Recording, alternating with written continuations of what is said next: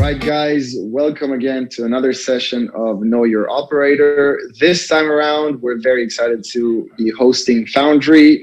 We have Lucas here with us, and we have Alon and Adam, our co-founders. Lucas, it would be great if you could say a few words about yourself, about Foundry, how you guys are related to DCG. Of course, yeah. Happy to be here and happy to be part of the ssv network. So I'm Lucas, and I help lead up staking efforts as well as kind of like testnet and like early stage projects at Foundry. And for those that don't know Foundry, we're a fully owned subsidiary of Digital Currency Group, right? Super active investor. Also, our sister companies are Genesis and Grayscale, Luno and CoinDesk.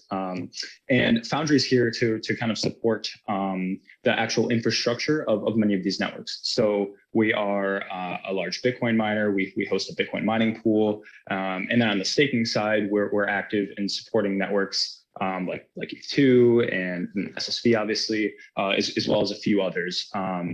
Yeah, we really are supporting the infrastructure for all of the subsidiaries. And obviously, as you might realize, there's a lot of ways we can work together with Genesis and Luno and the venture portfolio and such. So we're really there to kind of support the infrastructure. Great answer.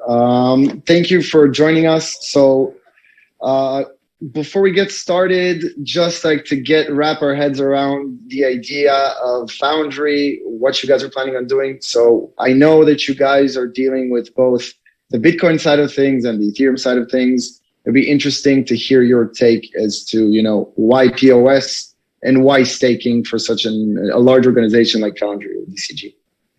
Yeah, sure, of course. So, probably one of the more obvious answers to this is like a lot of the new tokens and projects and L1s that kind of are coming out, right?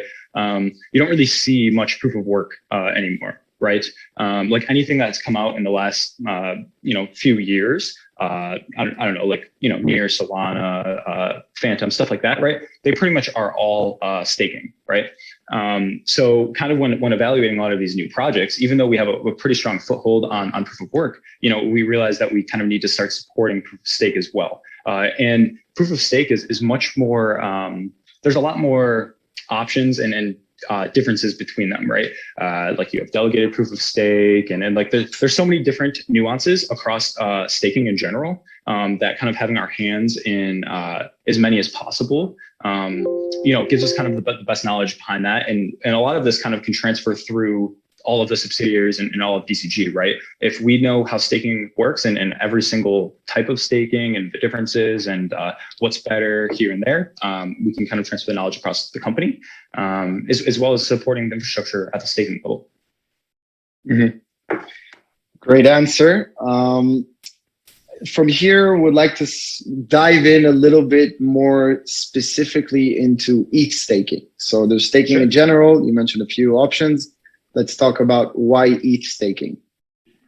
Sure. Yeah. I mean, it's pretty clear that Ethereum staking is kind of the biggest one, right? So there's going to be a massive transition coming. Right?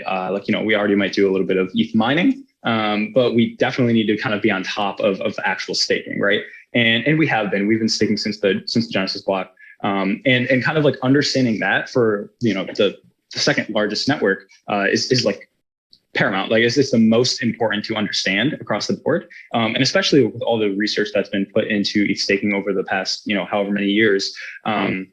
It's kind of the most important one to understand and work through and build out, right? Also, it's kind of clear that like ETH2 staking is going to have the most demand. It's probably going to be securing the most assets, right? Especially with like all of the DeFi protocols and actual like transactions and stuff happening on the Ethereum network. Securing it through ETH staking is definitely the most important across other protocols as well. Yeah. I have a personal question, and I'm going to jump in between just to slide it in. You guys under the DCG Foundry umbrella, you have a lot of traditional BTC related or more traditional companies that have been around since basically day one. Could be, CoinDesk, BigGo, any of those guys. and you guys are obviously looking into the newer versions, the newer POS blockchains, the newer technologies. How do you, from the DCG Foundry umbrella, know how to allocate your resources, know how to focus? Soon enough there's going to be the merge. Soon enough we're going to migrate from POS to from POW to POS completely. How does that look like from the standpoint of DCG having, such a vast array of different companies? Yeah, sure. So not to speak too much about from actual DCG standpoint, but from Foundry standpoint, it's actually very interesting. So within Foundry, we kind of have this section for just R&D, right? It's like our labs team. And there's kind of a few of us on it. And we explore a lot of these new protocols, DeFi protocols, brand new proof of stake algorithms, and kind of where could this fit in with the broader DCG umbrella? Or does this even, make sense? Is this where the industry is moving? So we're really fortunate that we can explore these new protocols, kind of provide our thoughts against it. And then generally, we also end up being involved in them, right? And it's probably a little bit of a smaller scale than we would with other and more established protocols and stuff like that.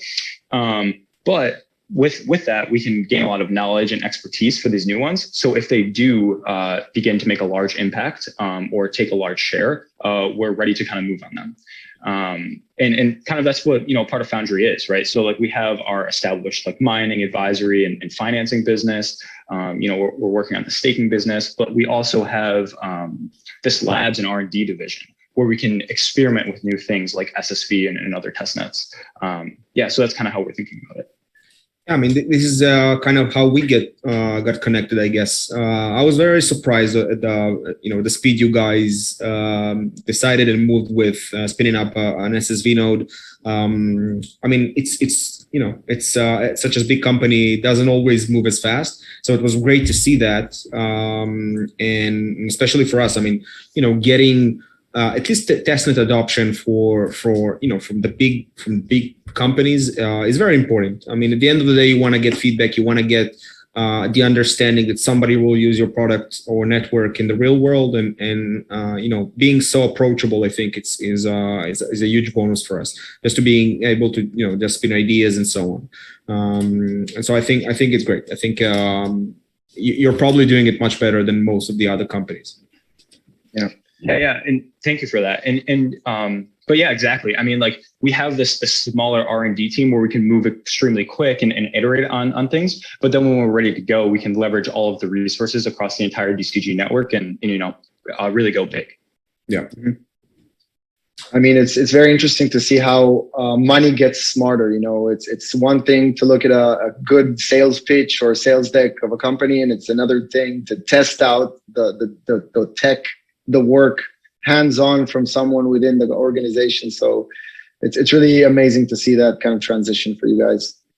All right, speaking of transitioning, so let's talk about what you guys are building or planning on building. What are you focusing on right now? It would be great to hear. Yeah, sure. So there's kind of a lot to come on our actual staking business, what we're standing up and what we're going to offer. And that should be coming over the next few months or so. But really focused on the labs team and kind of the new developments that we're working on. SSV is extremely interesting because at our core, Foundry is really interested in kind of decentralizing the stack, to say, right? So if you look at current proof of stake protocols, and we kind of have come to this conclusion after we stood up across a bunch of proof of stake protocols and really understood their network and how they work and all of that, and how to properly run a node and all of that, ensure uptime. You can see that most of these networks aren't even really close to being properly decentralized. While they might have tons of nodes or validators or whatever for their network, often the stake can be centralized across 15 or 20 companies, right? Sometimes it's even less, 5 to 10. And most of this is kind of due to token holders just following the path of least resistance, right?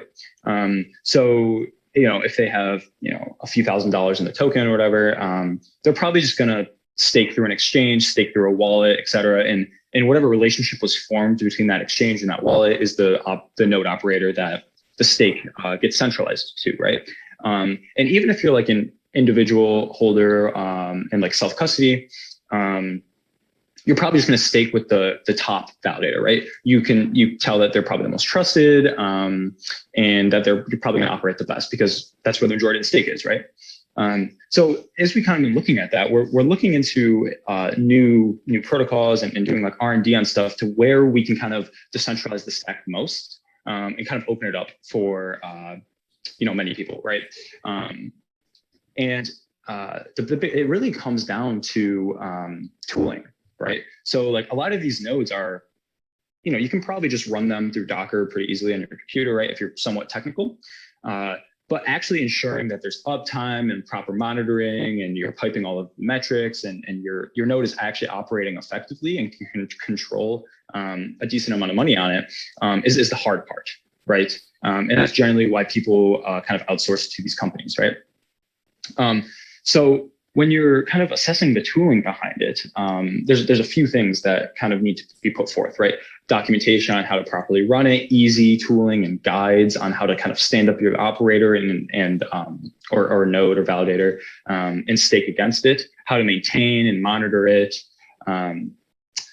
And then also kind of just like, if I'm an individual and I'm not that technical and I'm reading someone's like Medium post, why would I trust my skills of running a validator in some AWS EC2 instance versus like, trusting a company that's been doing this for 3 or 4 years and does it across, millions and millions of dollars of assets, right?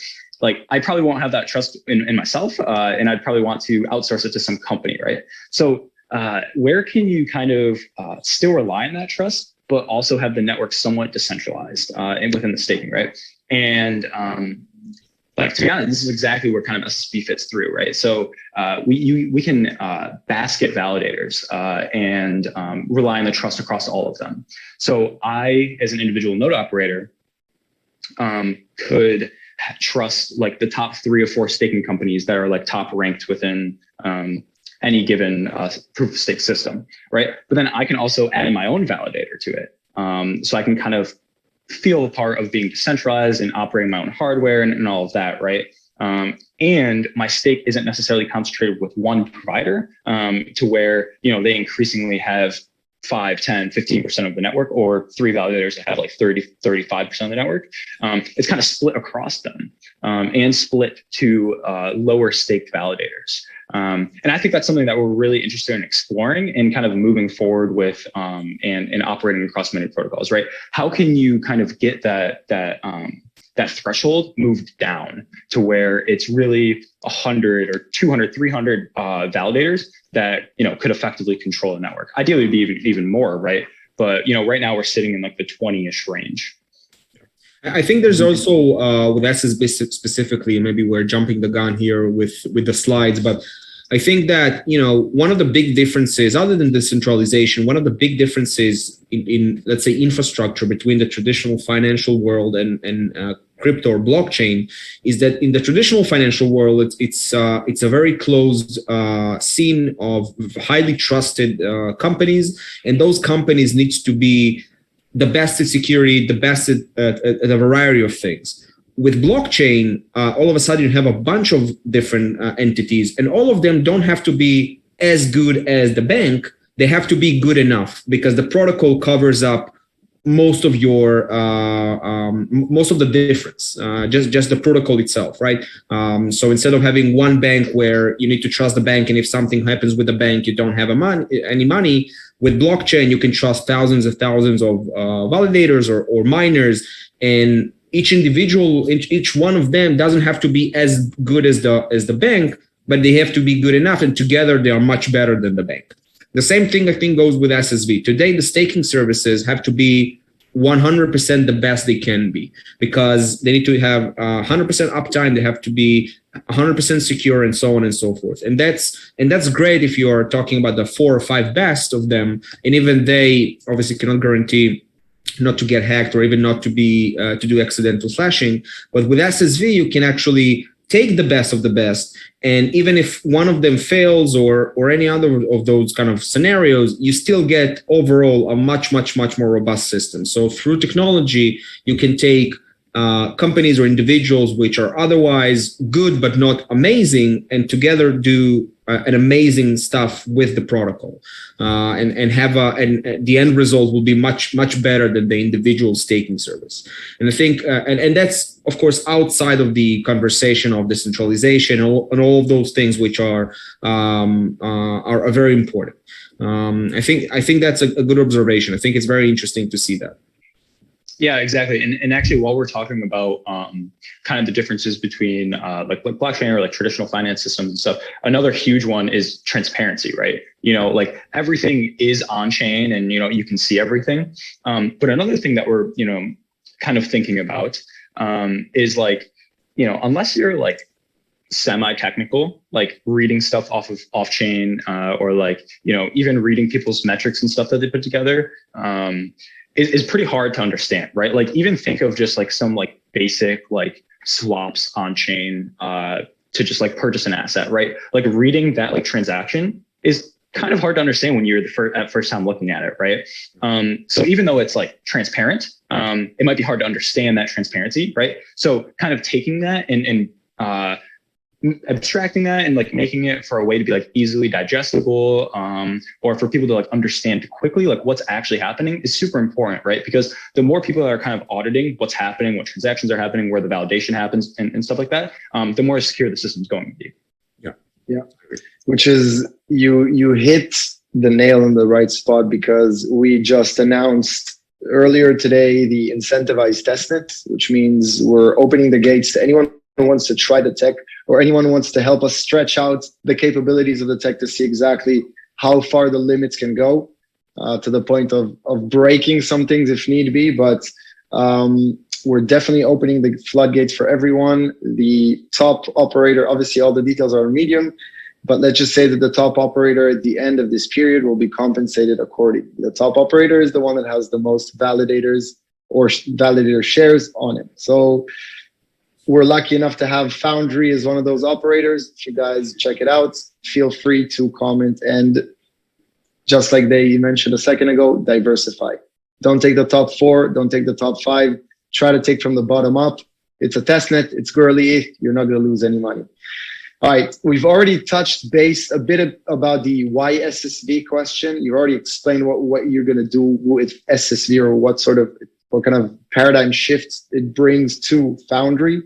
But it would be great to hear from you what you expect it to do for you guys, or what you expect to do with it internally or as an operator for the system, for the network. Yeah, sure. So like I mentioned before, we've been staking since Genesis, and we're happy with that, right?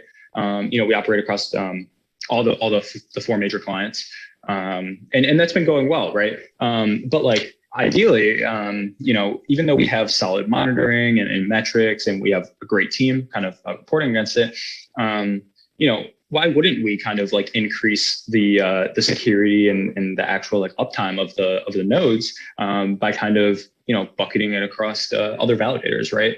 And then for external people, why wouldn't we kind of increase the decentralization and again increase the uptime and in monitoring against it by kind of adding in partners or like allowing people we work with to pick a few companies to work with across for staking U2, right? Like we've kind of already seen a few interesting developments on ETH2, right? And kind of like the big one was you could only deposit 32 ETH for a given validator, right? And then, liquid staking companies kind of came along like Lido and such, where you can deposit a smaller share or like a fractional share of it, which is super nice for kind of decentralizing the amount of people that can stake their ETH2, right? Obviously exchanges kind of already did this, but to do it like in a non-custodial way, stuff like Lido is fantastic, right? But what we haven't seen is kind of like the validators split up, or where you can choose multiple, right? Because like even if I deposit into Lido and I deposit like 1 ETH into Lido, right?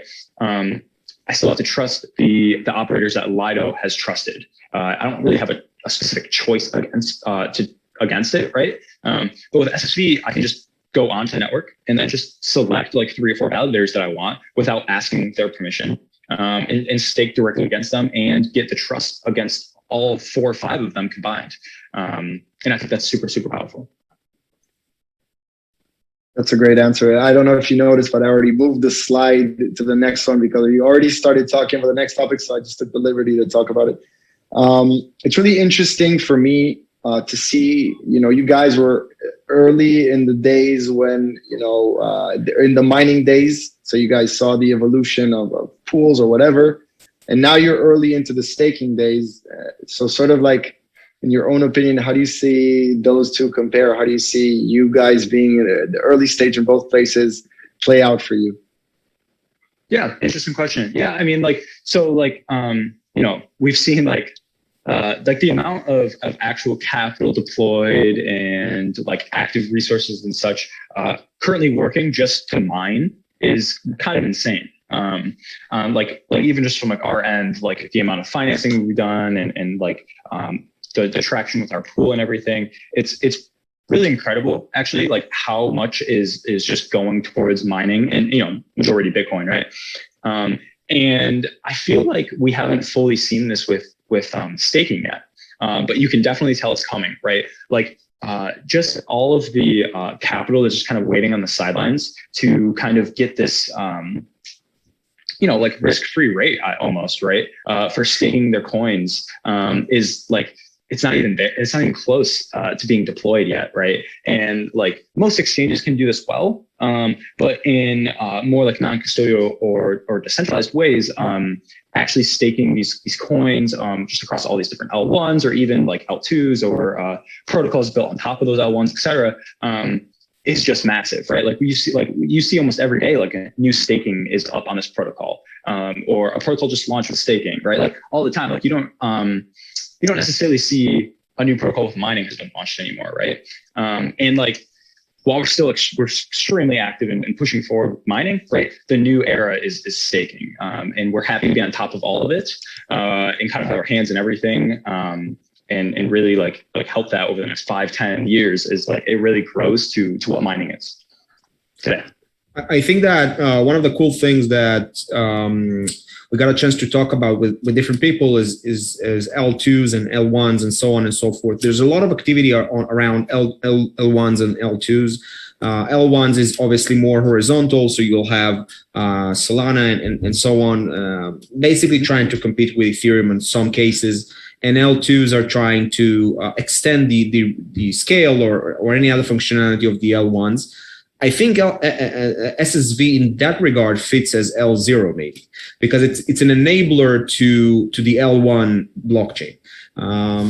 And that's an interesting topic, or let's say a way to look at it that maybe I haven't seen before. Investing in the infrastructure of the infrastructure. Ethereum is infrastructure, but the way you secure Ethereum is still very much undeveloped. We saw, of course, mining pools, which got developed very, very quickly. And there's a whole industry with mining. But, as we move away from mining, then the question needs to be, okay, so what is our L0 solutions? Like, we need to invest in the way we secure those networks. It's not just enough to invest in making them scalable and invest in moon technologies like sharding, if at the end of the day everything is controlled by 3 operators. And by the way, in that regard, staking is much worse than mining, because mining, at least somebody owns the mining rig, so they can turn it off in a second. With staking, if you delegate it to somebody else, if you give it to somebody else, it's not that easy to unstake. It might even take weeks on certain occasions, or even not being able to, like we see today, obviously, with withdrawals are not enabled. And so investing in L0 solutions or L0 infrastructure is super important in that regard. You have to have L0 all the way to L2. You have to have the good solutions in order to have both decentralization and scale. If you compromise on one of them, you're risking of taking down the entire network. And so I think that the conversation around L0s should be much, much wider and much, much deeper than we up until this point talked about. Yeah, absolutely. I mean, like, just like how you might run your infrastructure for like your traditional like web app or company or whatever across like 3 zones and then like ensure high availability and stuff like that. Even if you have like, if you're trusting like a staking company that, you know, has multiple deployments of a validator, and if one goes down, they can pop the other one up, right? Like, why would you not want to have kind of this high availability cross companies or cross operators, right? And I really like the idea of like, you know, I stake myself and I stake across like the top 3, 4, 5 staking providers on a network. And then I also run a node for myself. And I just kind of add that in there. It's kind of a cool way to participate in the network at a ground level by yourself, while also getting kind of like top level like maintenance and like availability that these staking companies provide. Yeah, I agree. I think that more so with staking on Ethereum, you'll see much more development in L0s. So for example, MEV is a great example.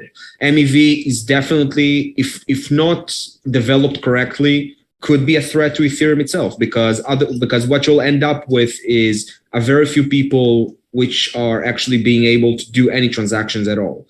And so, you know, the latest EP we just moved 159 is a big step forward. It says, look, guys, there's a new sheriff in town, and we're putting more emphasis on the regular user than the one who's trying to front run or background and so on and so forth. And I think that SSV is very complementary to that. I think you'll see much more development on L0s, especially when we're getting into sharding and so on. We'll see much more development because that's the foundation of everything. The more it gets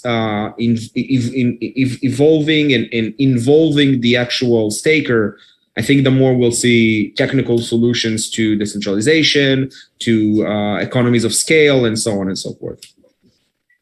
Yep. I think that once this is, people are able to withdraw their money in and out of this network, more money will join in. And what you just described, we'll see a scale that we haven't seen so far. And that's where we'll really measure what it comes down to. Yeah. On an unrelated note, or jumping back into the presentation, we'd like to hear your experience, or if you could explain how it's been like from the technical side, or even from the non-technical side of running in a node. Yeah, sure. So, we've been part of the network for a while now. And, the team's great. We love working with you guys on, like if there's like some logs that we need to send forward, you guys quickly find what's wrong and submit a patch, and we're happy to update our validator or our operator. And actually, like running it is extremely easy, and it fits in very well with our current stack, right? It's essentially like the way I kind of view it is like you have like your ETH validator, and then you just kind of add SSV as a sidecar to it, and it improves the decentralization and the trust and the whole stack. To where we can kind of open up our operator to anyone that wants to come stake to it, right? And I think a really, this is kind of a real quick aside, I think something that SSV really enables is trustlessly staking against a validator, kind of without asking them, and it can kind of be anybody, right? Like if you stake with an exchange or a wallet or whatever, you have to trust who they trust, but at this point you can granularly pick who you want to trust, which is awesome. And then back to like actually running the validator. Yeah, I mean, we've loved it. It's been great so far, and we're really excited as like new announcements come out about the network, right? Like I think it was either last week or the week before where we had like a community call, which is really nice to kind of have everybody on there. And then obviously this morning with the incentivized testnet and kind of open up to anybody that wants to run a validator. We're really happy to kind of have more people come online, being operators and validators, and happy to share knowledge across the board there, and really just kind of improve the network kind of ahead of mainnet. Yeah, we have a lot of work to do. I mean, there's so many things to fine tune and make better. But the only way to really get there is to just surface issues to up and make sure we understand them. And so, yeah, I mean, there's still a lot of work to be done. I think that the incentivized testnet would definitely put a lot of pressure on the team, but I think it's a good pressure. I think that we need that scale. I think we need that thorough testing, even if it will probably piss off a lot of people that would see things not working. But that's really the only way to move forward. You cannot test scale without scale. You cannot test mainnet adoption without actual people caring about the testnet, because otherwise the testnet is meaningless. If nobody's looking at a testnet and nobody cares about it, then it's a meaningless testnet. I mean, and part of the reason why incentivized testnets are such a good idea is because it puts real value on funny money. And you can still make mistakes, but people care enough because they earn something. And so you can make all of the mistakes on testnet and then hopefully move to mainnet without any. And so I think we'll see a lot of difficulties going forward, a lot of crashes, a lot of instability. But something I always tell the team in every week, as long as you have momentum forward and you're being able to squash issues and clean up your code, I think it's the only way forward. If you guys remember, before Ethereum Bitcoin chain mainnet, there was a lot of issues on the testnets, a lot of them, and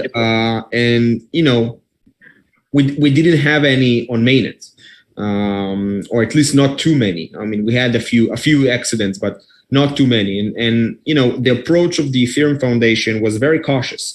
It was a few testnets, and then they actually call the Bitcoin chain, as of now, still candidate release. It's not even mainnet, or at least not in the kind of the technical way of it. It's still candidate release because if something happens, they can roll back, and worst case, people will lose a few weeks or maybe a month worth of rewards. But that's not too bad considering everything else, right?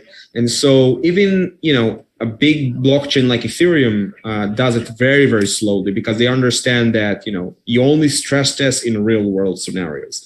Anything else, it's just preparing for real world scenarios. And so for me, the incentivized testnet is really has that goal. Put real world rewards on testnet, and hopefully people care enough to participate, but also surface issues so we can fix them. Yep, absolutely. I remember that huge Medalla bug. That was kind of fun to work through. And specifically on SSV, it's actually kind of, it's interesting when, we have a validator on it, or some validators that are bonded to our operator. And we see that all of a sudden they're beginning to lose money or fail to submit attestations, right? It's kind of cool to go through the logs, send it to you guys, and kind of work through it to kind of get them back up with proper attestations and earning again. There's still a long way. I mean, for example, we're not there yet in terms of optimizing for full attestation rate and full effectiveness. It's not there yet. We still have a few validators which are offline for some reason we need to uncover. There's a lot of work. It's amazing that the 80-20 theory always applies for everything, because probably 80% of the code we wrote in 20% of the time. But the rest of the 20% of the code will take us an additional 80%. So for example, as we move more and more to production-like environments, all of a sudden you have to have tools which have nothing to do with the protocol. So for example, we've been the past 2 weeks working on a Grafana dashboard and enhancing our Explorer just to have more insights and transparency into the network. Because, if you have a problem, then asking for logs, and then some of the logs are not there yet because somebody restarted their node, and maybe take a day or two and so on. It's very hard to solve issues that way. But if you have the right tools, then obviously you can move forward faster. But developing those tools takes time and so on. And so those things are great because we are treating testnet as if it's a production environment. with everything that's attached to it. And so hopefully we can move forward and be more robust and so on. But it will take time. I mean, the protocol itself is not that difficult or complex, but implementing it right is a pretty massive undertaking. It's a massive undertaking that will take quite some more time, and with the right partners, with the right testers, with the right people that send us the logs, just like Lucas mentioned a second ago, it will make it a lot easier and a lot more efficient. I'd like to move into a sort of opinion or open-ended questions, sort of questions that keep on coming up in our community, and questions that me personally, I'd like, your take on them. So the first one would be, where do you see the Ethereum staking ecosystem after the merge? Sure. Yeah. So it's gonna be very interesting. So kind of like you guys had mentioned, right? We have a lot of these quote unquote liquid staking providers out there right now, like Lido and such. But they may not really allow you to withdraw, right? So the person that's minting the synthetic or the staking derivative deposits, and then they can do whatever they want with that, right? They can trade it, lend it, etc. But you can't necessarily get the underlying out yet, right? You can't withdraw yet. So as soon as there's the merge, that's going to be enabled, right? And at that point, I feel like the entire staking ecosystem around Ethereum is going to, really just blow up. There's going to be so much going on with people kind of entering and exiting and using these staking derivatives. Kind of like we mentioned before, staking is almost like a risk-free rate, right? Obviously, you have to trust the validators in the protocol and the incentives there and such, which is also another reason to kind of use SSV to increase the trust. But at that point, if I can get, I think the lowest for each two staking is 4.9 or something like that. If I can kind of get a risk-free 5%. That's incredible, right? And I think all of these products built on top of it within the ecosystem are going to be huge. Rather than just straight up just lending or swapping your staked ETH for just ETH or DAI or whatever. You're gonna have leveraged ETH staking, and at this point we're gonna have so many validators and so much ETH actually securing the system. It's really going to be incredible. And I like to go back on top of what we just kind of keep reiterating, making sure that that's decentralized and kind of has the most trust possible. And the system is while it's secure with the assets on it, being all the ETH staked against it, making sure that the actual layer 0 or the actual infrastructure supporting it is up to standards to actually supporting the entire ecosystem is extremely important. That's a great answer. The words that keep on appearing when we talk about these topics are risks, risk-free, returns, and versus traditional financial world. I think one of the problems that we face is knowing what those risks are and knowing which solution or what kind of tech actually mitigates those problems. Yeah, exactly. And this kind of goes back to the transparency with the system, right? So while the system can be extremely well built and spread out across multiple validators and sets and stuff, you really need to know what's physically happening with them, right? And this also goes back to kind of improving the Explorer or the Grafana dashboard and the metrics and such, but also just writing kind of what's happening, how the operators are run and kind of what they directly do for the network in a transparent, easily digestible way is just as important. Mm-hmm. Definitely. We're doing everything we can to make it as transparent as possible. Invite anyone who wants to build Grafana dashboards in the future to take part, not only stakers and developers. All right, moving on to the next question, a little more specific, a little more SSV related. In your opinion, what role will SSV play in this post-merge world of Ethereum?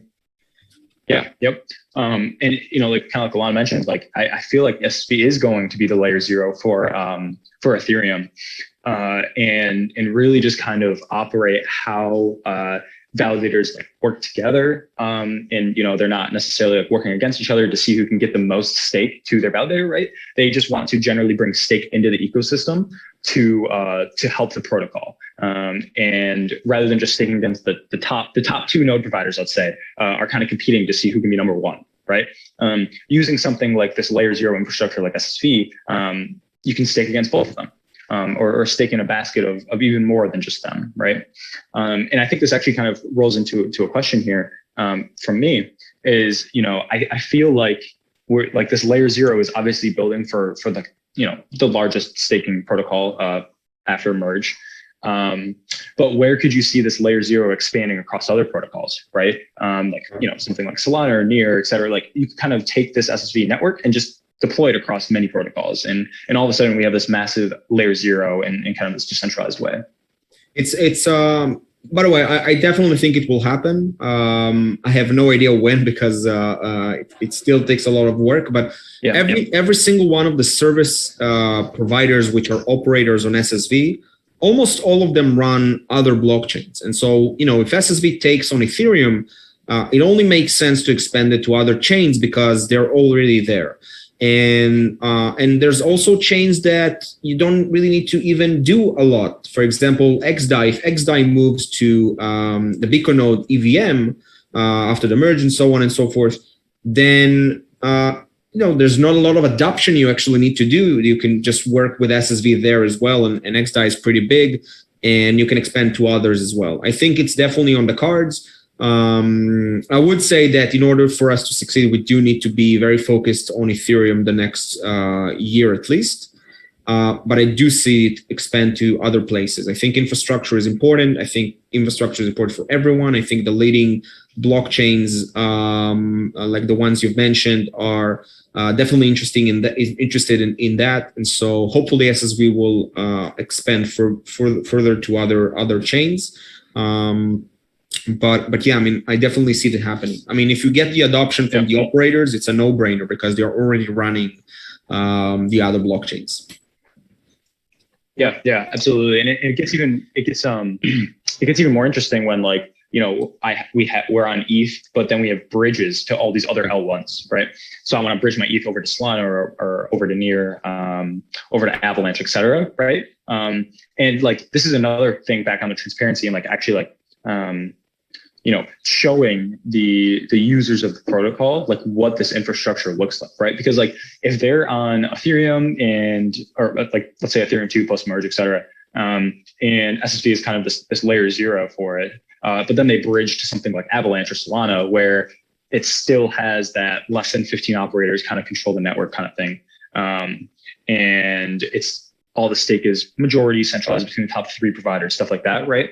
An actual user might not really know about that, or who knows if they really care about it, or if it's at the forefront of their mind, right? But the fact is they should, right? Yeah. So kind of expanding that across in this multi-chain world as it kind of expands there, I think is also going to be pretty important, right? Obviously, Ethereum is the biggest one. But kind of matching the security guarantees in the decentralization of Ethereum across these other networks is important too. And who knows, maybe protocol teams, as new blockchains and stuff come out, will actually start thinking in this way, kind of off the top, right? Some protocols, as they release stake, they kind of implement things within their protocol that encourages this decentralization, right? One validator can only be 32. One validator can only be 10 of the token, or a given node operator can only stake this much. There's a hard limit on how much one validator can have, right? And all of these generally work, except for the fact that if I'm a staking company, I'm just going to go release 10 different validators that you can stake against, right? It's still the same company, even though the resources are kind of split across, physically different validators. So, decentralization is always kind of that word or philosophy that people throw around, but nobody, can quantify it, and a lot of people don't care about it. But it's literally the only thing that separates blockchain and the entire ecosystem from traditional finance. It's literally that thing. If you take from blockchain decentralization, you'll quickly end up calling yourself fintech. And so, although it's very hard to comprehend for a lot of people, at the end of the day, that's the only thing that separates what we're doing or the ecosystem does versus the traditional financial world. And I think you see a lot of expression for that. I mean, DeFi started out as, just a bunch of people saying, look, we need alternatives to exchanges, we need alternatives to lending and borrowing and so on. And today it's a whole different animal, right? I mean, today is the place where you go to make a quick buck, or use the latest and greatest. But the original idea was decentralized, the same way as the Bitcoin's original idea was decentralized. And of course that gets diluted over time because people where adoption grows, it's much less technical people, and that's fine. That's the kind of the normal things of life. But we need to be very focused on layer zeros. We need to make sure that from the ground up, you have the alternatives set up in place to save everything which grows on top of it. That's a great answer. I think that people underestimate how much or how significant it is for the Ethereum ecosystem specifically to remain decentralized, to keep it, quote unquote, away from the hands of the centralized exchanges. And sometimes the people stake through, again, I don't want to, God forbid, say anything out of place, but when they stake directly through a centralized exchange, they're not aware sometimes of how it affects the network or why the network needs them, quote unquote, to stake the right way. So I think that just like the decentralized exchanges, it took them a while to catch up to decentralized exchanges in terms of the value proposition and the ease of use and whatever. I think it will also take some time here, but once updated, once made easy for the average Joe, and more importantly, Lucas, you mentioned it many times during this call, the education, the documentation, informing them, videos and whatnot, that's for us, for myself personally, it's one of the biggest obstacles that we face, for sure. Yep. And ideally the actual staking flow of kind of onboarding these networks in this decentralized way kind of rivals or is even better than staking through a traditional centralized exchange, right? Because obviously those that are more tech oriented or more into the decentralized nature of it are going to realize the benefits of this. But those that aren't are just going through the path of least resistance, right? So if you can kind of build the tooling in a way where it's easier to kind of interact in this decentralized way, then more people are going to kind of move to that, right? A solid example is Uniswap for trading tokens, right? Uniswap is arguably easier than trading on a centralized exchange. And even if you want to get certain tokens, they're not even listed, right? You have to go, if you want to trade a token, you might be signed up for 5 or 6 different exchanges just to see which one lists the token, right? Generally Uniswap has the token, right? If we're talking within the Ethereum ecosystem. And that's why there's a ton of volume and active users with it, right? It's physically easier than many of these other exchanges waiting for it to get listed, et cetera, right? And if we can kind of bring staking up to that level, I think that would be extremely important for the ecosystem. Yeah, I agree 100%. So the last question before we wrap things up, and I'm sorry you went a bit overboard here. It's an open-ended question for our stakers, future users. If you could tell them why it's in their best interest to log into the ssv network, and then once logged in, select Foundry as their operator. Yeah, sure. So on the actual ETH2 side, Foundry's been staking since the Genesis block, kind of across all the clients. So we kind of have the experience there. As part of SSV, we've been a part kind of since the earlier days within the network. I think it was the second private testnet. And then we're really happy to continue working with the team through the public launch, the public testnet, and kind of sharing how our setup is and how we can improve it. And on the actual just company level, we have we're pretty quickly staking across many protocols and in this early R&D for a lot of new protocols like SSV, right? There's nothing really like SSV out there today. and we're happy to do all of the back end research and development behind it, so that we can make sure to operate it effectively, right? And then finally, we also have all of the backing and their resources from DCG and its other companies, Genesis and Grayscale and such, to kind of provide like top tier support, monitoring, and really performance. That's a great answer. On a personal note, I think that this entire ecosystem needs people or companies like DCG, Grayscale to push them forward. And on another personal note, it's incredible for me to see how, you think of traditional players with a lot of money as archaic, old sort of dinosaurs. It's incredible for me to see how you guys are hands-on, the technology, testing, staking, validating, you name it. You guys know what's going on all blockchains, all protocols, which is really impressive to see that you're still hungry and DCG is still hungry after so many years in the space. Yep. We're happy to move fast, research, and kind of iterate on new developments, right? Supporting the networks and also just bringing up knowledge generally within the entire company. Across all of these new developments, right? I mean, the general crypto space moves so quick that it's important to kind of have these dedicated teams, specifically on the R&D side, right? Yeah, and to help the users on the other side feel reassured that their stake is in the right hands. It's definitely companies like Foundry. So thank you very much, Lucas. It's been an absolute pleasure and a delight to host you. We will share the links and all the notes and releases for this call in a couple of days. In the meantime, go ahead and check Foundry out. If you don't know who DCG is, then I don't know where you've been living in the past 4 years. And thank you for your time again. Okay, awesome. Thank you so much, guys. Happy to be here. Thank you, Lucas. Bye-bye. Bye, Lucas. Yeah. Thank you.